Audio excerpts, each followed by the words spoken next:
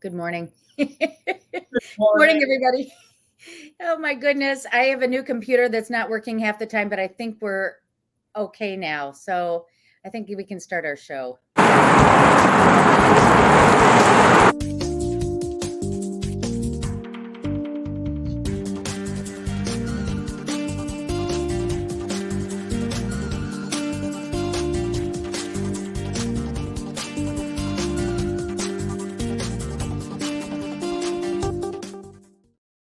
Good morning. Good morning. Good morning.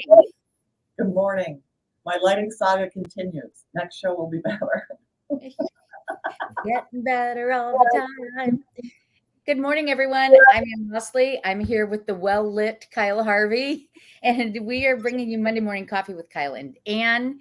We bring you this every week. It is our pleasure to do so because we sell real estate in downtown Chicago in Baird Warner's Gold Coast office, and we sell all over the city. And today we're going to talk about Uptown. We're going uptown. Uptown. Yes. I used to go through Uptown all the time on my way north. I had a place that I would go to up in Edgewater, and I would take the 151. So this is like a trip through the past. This is coming home for you. Going Uptown's been very hot lately, and that's why we decided to talk Uptown. Yeah. Everybody's going to Uptown. So I'm going to share my screen, and we're going to first talk about stats, and then we'll talk about other stuff about Uptown. All right. If you didn't know, this is where Uptown is located in the city of Chicago along the north side on the lakefront. And, we'll throw this in before we get to stats, I guess. It has an A in diversity. Almost 58,000 people live there, and the median income is just below the national average at 68,114. All right, so let's talk statistics. Single-family homes. Who's our name at the top? Just so we can see the top of the slide. You've done such a beautiful job. I know. I forget this every week, and I apologize to you. There we go. Okay, and now I lost. Here we go. All right. Single-family home prices. This looks like monthly. It is actually a rolling 12-month on that red line, but because there are so few single-family homes that sell in Uptown, it's more of a jagged line, and you'll see that in a moment. But the median sales price for a single-family home in Uptown is $1,150,000. Here is the range of home prices. I thought this would be interesting to look at. Most all of the homes are between $1 million and $2 million. 11 homes closed last month, and you can see the very most is like just over 20 on any given month up there. Despite the fact that there are so many people in so many households, most of it is condominiums. No homes closed last month. The average price per square foot for a single-family home is $305. Now, condos, median sales price is $298,600. I don't show it versus the lakefront neighborhoods, but that's down. It's over $300,000. That's pretty high considering. Yeah. And here's how they range. I mean, they're more in the 100 to 500 price point for a condo. And here are the number of condos for sale. 74 closed last month, which was down 42%. And that's just based on inventory. Wait a minute. Apologies. 74 for sale is down. Way down. God, right. Yeah. So we don't have inventory. And that's why the number of closed are down, because we don't have inventory. Only 25 closed last month. And the average price per square foot for a condo is $238. Yeah. And just to go back, when I was doing my research for today's show, I saw that there were 2 homes under $1 million for sale, 2 single-family homes, one for $500,000, but it looked like if you opened the door, the whole thing would fall out. Wow! But what was that? Mike Castlewood up there? Yeah, I think Castlewood was the other one. What's up there? There were 2 on Castlewood. Isn't there another one on Castlewood that's just under $1 million? Or maybe not. There's one for $2 million and one for $3 million that on Castlewood for sale right now. All right, you want to tell us some history? Well, so the history of, I'm going to show you a picture because to give you a sense of what the neighborhood looked like before any of us were born. Okay, got too many screens going. People present. It's Monday morning, everybody. Kyle was out partying last night. I was sort of rooting. I got to tell you, first of all, we had no dog in the Super Bowl hunt. But I was sort of rooting for the. But I'm happy with any outcome. It was lovely. So as you can see, this is sort of the center of Uptown. Isn't this that bank building that was designed by what's his name? Not Burnham. Excuse me, Benjamin Marshall. Bridgeview Bank, isn't that where that is? And the Goldblatt's building and all this stuff. It's gorgeous. So anyway, this is oopsie.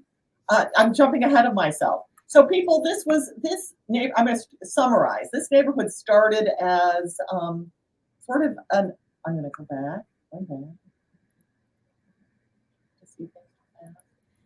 It started as a sort of a summertime place where people in the city would go north to get away from all the pollution of the south of the city center. Uptown was considered sort of a resort. This is all before 1900. And in the 1900s, after the World's Columbian Exposition, there was a big construction boom in Chicago and in Uptown. And they started to build more and more houses. And those are houses that were influenced by the very neoclassical stuff that was being done at the Columbian Exposition. After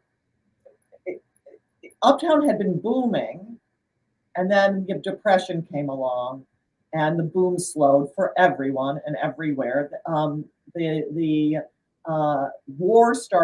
war came on in the late 30s, early 40s, and there was again a need for manufacturing jobs and people to work in those jobs, and so and at the same time, which I thought was very interesting, there was a very anti-immigrant feeling, and the U.S. closed its borders to a lot of immigrants. And so there was a real need for internal immigrants, U.S. citizens, but Americans, to move up north and take on these manufacturing jobs. And Southerners, both blacks and whites, believe it or not, the Great Migration that we've talked about with the black population moving up from the south to the north, there was an even larger white migration up to north, particularly from the mountain south. So Appalachia, I'm pronouncing it incorrectly. Yeah, just say Appalachian Mountains. And then Appalachia, that's better. But the mountain south, Kentucky, in large measure, they moved up north. And a lot of those people settled in Uptown. And Uptown in the 50s and 60s became known as Hillbilly Heaven. And that was my experience. I never knew it was called Hillbilly Heaven. And yet I was going through Uptown and seeing it really on a weekly basis. It's like, I think these people are hillbillies, because you started to understand who these people were. So, but one of the things that was very interesting, the Southerners who moved up here were workers. They had not a huge experience with education or wealth building, and so they tended to be day laborers who would, at the end of the week, spend all their money on entertainment. And it was sort of a rock and raucous neighborhood, and one that was looked down upon by the rest of the city. And there was crime, there was noise. The Uptown had become a real entertainment district with these palaces like the Aragon Ballroom. Name some others. You lived up there. Uptown Theater. There were the movie studios you were telling us about. Oh, the S&A Studios, right? That was before. That was more like in the the early 1900s when Charlie Chaplin, Gloria Swanson lived in Edgewater, was from there, and was in the SNA studios. The neighborhood became an entertainment district because of all of that activity from the earlier time. So, so in the 60s, the city, the business community decided they wanted to do something about Uptown, and so a plan was hatched to take over about, I think it was 150 acres in Uptown to build a community college. And the Uptown residents were not consulted, especially the Southerners. And some Southerners rose up to try and create and work together to plan and bring consensus together to build something else there, something called Hank Williams Village, which was going to be a sort of a planned community and all. And of course, that did not come through. And instead, they built Harry College. Wow. So just a quick couple pictures, just so you can see. These are, pictures from those days of hillbilly heaven, what the streets looked like. I mean, it was a hopping neighborhood with a lot of fun. So that's all I got for you guys. Wow. Yeah. Cool. Yeah. All righty. Now let's go. All right. So I'm going to talk a little bit about the various areas within Uptown. There are different historic districts or neighborhoods within this area. Oh, Aragon Ballroom right there. Okay. And here's the red line going right through it. That's the main transportation route, unless you take one of the buses along Lakeshore Drive. Boyna Park, let me go back here. Here's Boyna Park, and Hutchinson Street is within Boyna Park. And these are some of the beautiful homes that Kyle was just talking about. Interestingly enough, I sold this property. This was originally the day school. And you know what? This school was started to take care of some of these crazy boys who were running around. So then it was used as a day school, which was a school for CPS kids for a while, and then it was sold. Now it's Haymarket Publishing. I never knew that. That's cool. Yeah, it was a neat building. Now we're on Hutchinson Street, and just to give you a sense, this is the highest price home to sell on Hutchinson, $3,299,000. Here's $839,000. Some really cool, and I had to show you the inside because just how cool is that? All right. Then the other Sheridan Park is another neighborhood that's more like Dover and Beacon Street. And this is the highest priced property to sell there, 50 by 196 lot for $1.3 million. Look at how big that is. Wow. Okay. Now, East Ravenswood Historic District incorporates Graceland West as well as East Ravenswood. And think of Ashland to the tracks, the Metro line. So 1600 to 1800 West between Irving Park and Lawrence. So this is the house I lived in for all of 3 years that I sold last year. This is, you can't really see it, Rahm Emanuel's house. He has a home in East Ravenswood on Hermitage. Did they keep that? Pardon? Have they kept that? They had it I think he may still own it. This is where Abbott Labs started. Mr. Abbott lived here. This is at the corner of Wilson and Hermitage. I just say it's Wilson. It's got to be, Yeah. And this is an example of some of the newer. There have been a lot of homes that have come in, and because the lots are so big, this is $3.5 million, the highest priced sale in East Ravenswood. Okay, then Castlewood is one street, and there are two on the market right now of interest. 905 here for $2,999,000 and 819. And the listing agent on this one is trying to make us think that Gloria Swanson lived here, but I don't know if she did.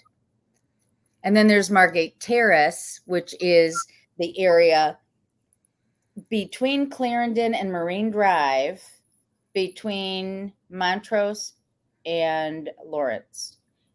and there are a bunch of cul-de-sac roads there, and that they might have made those cul-de-sacs to try to keep them separate and quiet from the rest of the Falderall going in the, It was to make it's to keep it away from Sheridan and to make it, and I think they put a school right around there and it was yeah. protect these properties. So now you've got some stuff to share with us too about properties, right? I do. I have a few properties that I thought were pretty good. These are all new to the market, and they are all really new to the market. And I'm going to have to. I thought these were sort of good. Yep. Are you ready to share? Oh, sorry. I was taking my name off the screen. Okay, there we go. So this is, and I'm going to have to, 4063 North Sheridan Road, Unit 3. It is a 2-bedroom, 2-bath, 1,700 square feet on the market for 5 days at $489,000. So it's a pretty brick building on Sheridan. This is Sheridan is sometimes residential, sometimes commercial. This is a little bit more of a residential section of it. Just is 40 Irving Park or just yeah, there we go. 4,000 Irving. But look at how pretty this. That is big. Look how well that lives. And very so nice. One of the things that I thought was interesting is the kitchen is often how they organize these apartments is the living space was in the front, the kitchen was in the back. Right. The kitchen in the middle, which I think is how people live now. This is the back bedroom. And it just gives you an example. I think this is going to go really fast. It's got 1 outdoor parking. All of these, I think, are going to have parking. The next one is 646 West Bittersweet. Bittersweet is 1 block north of Irving Park on between Marine and Clarendon. So this is a cute little look at the tile roof. I love that. This building was, they don't know the year, but this is probably from the early 1900s. Yeah. So this is a 3-bedroom, 2-bath on the market for $575 with 1 outdoor spot. But look at all this sunshine flowing in and it's got sunrooms and bright, a nice office space. So that I thought that was really darling. That's fun, yeah. And as I said, 3 bedrooms. And then the third is 4622 North Magnolia. So in that area that could be the Sheridan Park area, yeah. And just really awesome building. This is Unit 2 North, and it is 2 bedrooms, 2-bath on the market for $395,000 with 1 exterior spot. No one's going to have a garage in this neighborhood, people. Let's just be honest about the whole thing. But again, look how cute, yeah. Bright, big. This one is well, not terribly big, 1,352 square feet. But well, that's bigger than your traditional 1,200 square foot downtown condo. 2 bedrooms. And it's got this cute little outdoor back porch. And then here's quickly the floor plan. This is the only one that had a floor plan, or people I would have given you more. Oh, so the kitchen's toward the front in this one too. I love the bay window. Really cute. It's solving the problem that a lot of people feel they don't want the kitchens in the back. So there you go. I'm stopping sharing screen. That's a nice unit. How much is that one again? $395. Very nice. Asking prices, people. But they're going to go. All right. Very nice. Okay, so now I'm going to come back and let's talk a little bit. Skip that. Okay, so one other area in Uptown that we all know and love is Little Vietnam or Asia and Argyle. Argyle Street runs through. This is actually another historic district. They have recently paved Argyle to make it very pedestrian friendly, but some of our favorite restaurants are up here. This is the corner of Broadway and Argyle right here. Tank Noodle is here. A lot of people love and go to Tank Noodle. I might as well talk about my favorites. Thai Pastry is just a little bit south of here. It is our go-to for Thai food. Love, love, love. And Sunwa, a lot of people know that's where you get the Peking duck carved at your table. And people come from all over to go see that. So, oh, here they are right here. Sunwa Thai pastry. Demera is Ethiopian. Spacca Napoli is Italian, obviously, just on the edge. Hopleaf is in the neighborhood. Hopleaf is Belgian. They have all kinds of wonderful beers. Great, great food. Why did I do that? That's not one. Anyway, so those are my favorite restaurants in the neighborhood. Now, amenities. Margate Park, we talked about the neighborhood and the residential area, but there is a Margate Park field house in the park. And for anybody who's raised kids in the city, you're probably familiar with the AYSO soccer fields. So kids from all over the city play soccer in these fields up and down the park here. So every Saturday morning, you'll see them there. And Margate Field House has exercise equipment. I mean, it's a real community benefit. It's really kind of absolutely great. Absolutely. And then of course, see, they're the soccer fields there, but we've got Montrose Beach and Montrose Harbor and the bird sanctuary. Over 300 species of birds have been recorded here. And Montrose Harbor, which is a gorgeous harbor. And there, I love this shot because you can see where it is in location in regards to the city. There's the Maravitz Golf Course there. And then my friend and hairdresser, Laura Coleman, whose husband is a musician, told me about this. And I haven't been here, but I hear it's awesome. The Dock at Montrose Beach, and they've got musicians and it's outside restaurant, and it evidently rocks. And then, of course, there's the dog beach. And I just have to, for fun, stop sharing. Hold on. Stop share. And I'm going to just show you. This is how I spent my birthday last year. At the dog beach. Oh, Angel and Baxter. Happy as clams. But to wash them off. How long did it take to get all that sand out? Oh, they have a thing there where you can wash your dog.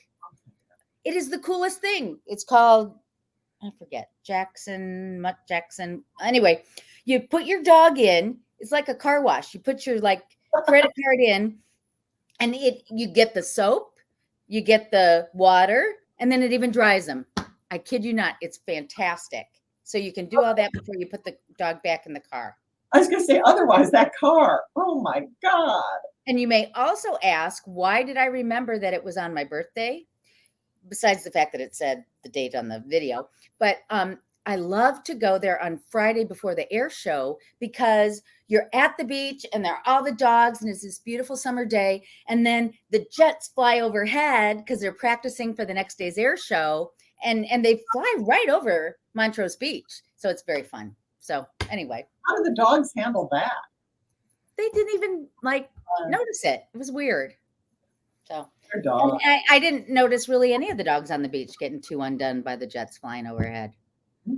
Well, because they have the water. At home, their minds, but at the beach, they're like, yeah. So anyway, that's that. Anything else you wanted to share about Uptown? Nothing I want to share about Uptown. One of the things I wanted to talk about, I tried to find and couldn't find. So let's talk about this. We talked, when you were going through the stats, we talked about how little inventory there was. And I saw, was it in the New York? I think it was in the New York Times. There was an article about this inventory problem is around the country because one, they're not building, and two, people aren't selling. So it was an article, and the opening bit of the article describes a woman in Los Angeles who's been looking and looking and looking for property. And her current home, she rents out. I mean, she owns a piece of property she's currently renting, but she rents out she has a condo and she rents it out rather than selling it. And the journalist asked, well, why don't you sell your place and then you'll have more money in which to buy the next thing? She's like, why would I do that? So part of and she recognizes that she's part of the problem. Part of the Yeah. problem, people won't let go of their stuff. Well, don't you think? I mean, it's kind of funny. People are like, I've got a 3.5% interest rate. Why would I sell? But it's kind of like, if it's not your dream home, if it's not where you want to be, what's the point of hanging on to it, right? Everyone wants somebody else to sell. Right. Not them. I want you to do something that benefits me, but I'm not going to do something that benefits somebody else. That's right. But yes, certainly in Chicago, we're seeing this where we just don't have enough properties on the market. And but it's a good time. I don't know about you, but I'm, lots of activity on my listings, lots of activity. People are out there. So I was talking with some clients. I've got a little townhouse in Old Town about to come on the market, and a neighbor from upstairs. So it's what's it called on the park? Terrace, Eugenie Terrace. Mhm. And neighbors in a larger townhouse have come downstairs. Right. They want to buy it, or they're interested in buying one of the smaller townhouses. And they said to me, "Should I just sell it to them? Should I sell it to this person?" I said, "No." And here's why. I say, you certainly can sell it to them, Right. but let's go on the market, because I've been talking about it to brokers and through Top Agent Network, and there are tons of people interested. I said, let's test it on the market. And they're like, oh, yeah. So there are people out there. It doesn't mean you can be crazy with pricing. You still have to price it appropriately. But if you do, you're going to have a ton of interest, and you might sell it for a little bit more. Exactly right. So we just had the Super Bowl. Supposedly, this is the kickoff to our spring market. So it may get even more busy. Yeah, I've got a couple things about to come on. I'm excited. It's going to be an interesting year. Yeah. All right. Well, thanks. This has been fun. Viva Uptown. And everybody, if you'd like to see more properties in Uptown, give us a ring. We can take you and show you some. There's some great ones. Tell you some. All right. Bye-bye.